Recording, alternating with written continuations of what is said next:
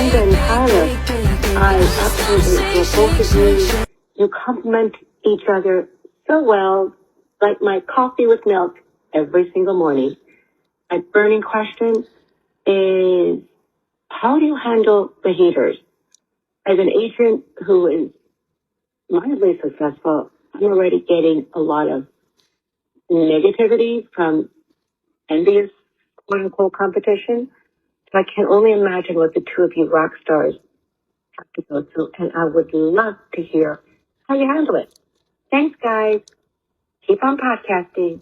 Don't ever, ever stop. You know who that is? Oh, you do? I don't. Who is that? Okay, so that is my girlfriend Margula. I call her cousin. Margula? I love that name. I've never heard that. I call her cousin Margula. Okay. I love her voice. She has a cool speaking voice. Selling Brooklyn one brownstone at a time. That's her little thing. Really? Yeah, she goes, hello. Wait, she's up in Brooklyn? Yeah, she goes, how have we not met? Hello, this is Margula, selling Brooklyn one brownstone at a time. She's tiny too. She's petite. And I met her on Clubhouse. And I just love her to death. She's such a special person. Well, now that I know she's in Brooklyn, I actually know exactly what she's talking about. I went through the exact same thing. You know, we rose through the ranks in Manhattan and Brooklyn. And I felt like there was a time when I was up and coming that so many people were like patting me on the back. They were like, good for you. We know it's hard. Stick with it, kiddo. And then all of a sudden I was like, I stuck with it. I took your advice. And now it's just like the things come out. Yeah. And it's, and it's different, and not from everybody. But the two things that, firstly, it builds my confidence. Yeah. I mean, it is, if the haters are out, I'm like, oh, I was like, they're scared of me.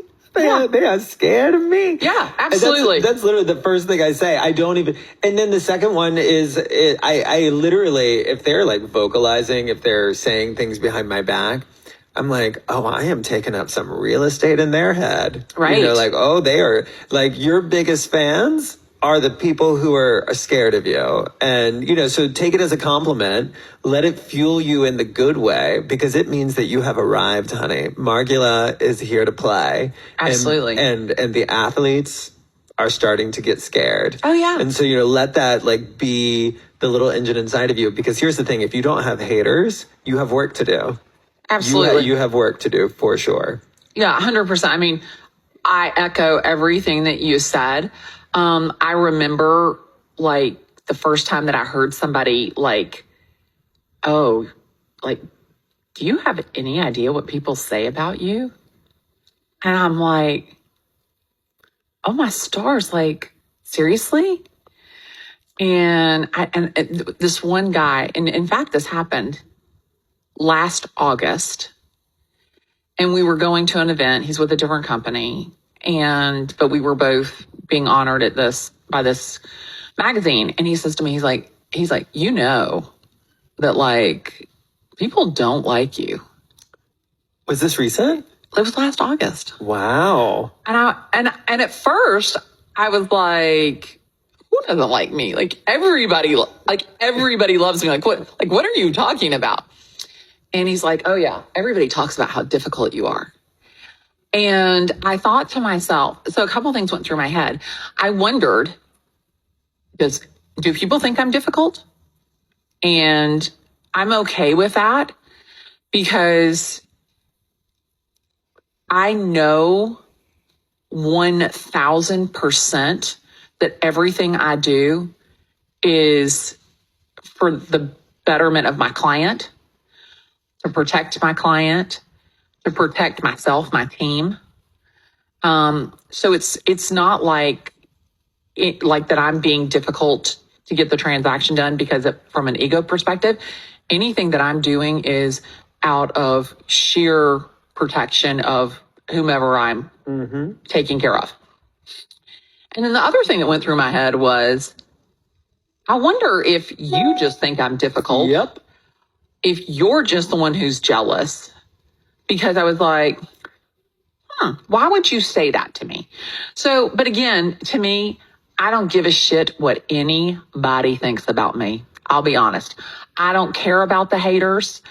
I am 55 years old, and love me, hate me, do whatever you want to, because I will assure you, when I get the inkling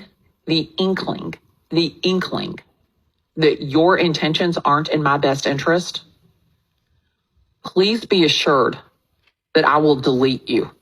I will block you, and I will take you out of my space. Yep. Like that. And I will have no remorse. Like, I have zero remorse.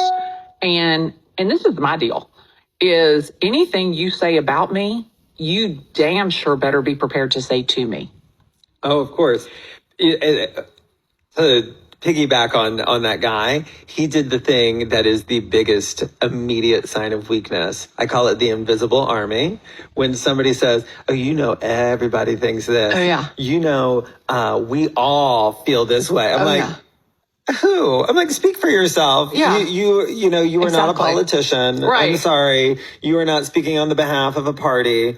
You are speaking for yourself, and you are so afraid of your own opinions Right. that you had to bolster it with a bunch of invisible people and create your invisible army because you're like, I'm weak on my own, but if I talk about the masses as if I'm their guru. Yeah. I mean, that's like, as soon as I hear everybody or we all or, you know, everybody, I'm like, okay, you weak son of a bitch. I mean, that is just like the instant thing in my head. Yeah. I'm like, okay. I was like, if that's how you feel, we can have a conversation about it. But if that's how everybody feels, I guess I'm going to have to publish an article. Yeah. Like, It was interesting though, because we went to this event, and I touched on this last night.